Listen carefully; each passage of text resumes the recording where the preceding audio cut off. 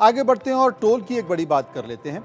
अगर आप भी टोल टैक्स देते हैं और देते देते परेशान हो गए तो टोल के लिए आपको लंबी लंबी कतारों में इंतजार करना पड़ा। तो ये खबर आपको राहत दे सकती है क्योंकि बहुत जल्द फास्टैग बंद होने वाला है।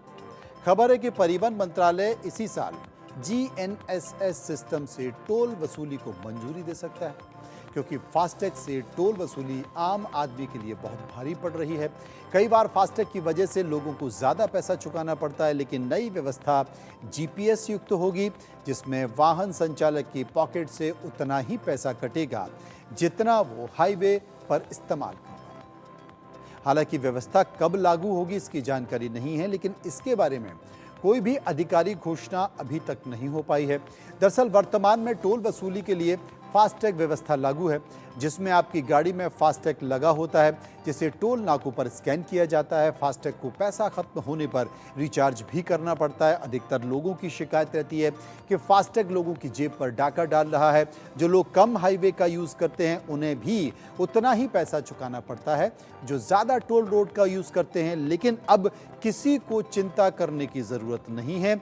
बहुत जल्द फास्टैग सिस्टम को बदलने की तैयारी सरकार कर रही है। अब GNSS सिस्टम से टोल टैक्स की वसूली होगी, यानी कि GPS के माध्यम से आपको खाते से उतना ही पैसा डिटेक्ट करना होगा जितना आपने टोल रूट का इस्तेमाल किया है। GNSS सिस्टम यानी कि ग्लोबल नेविगेशन सैटेलाइट सिस्टम, इसे लागू करने के लिए तैयारियां शुरू कर दी गई हैं।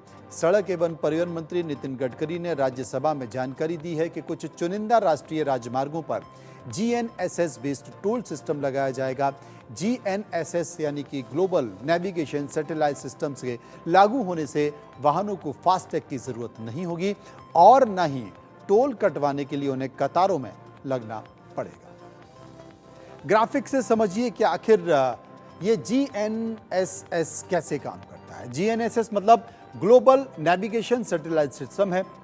GNSS एक नेविगेशन सैटेलाइट सिस्टम पर आधारित होता है और सैटेलाइट आधारित यूनिट जो वाहनों में स्थापित होगी ऑटोमेटिक तरीके से एक सटीक राशि काट लेगा।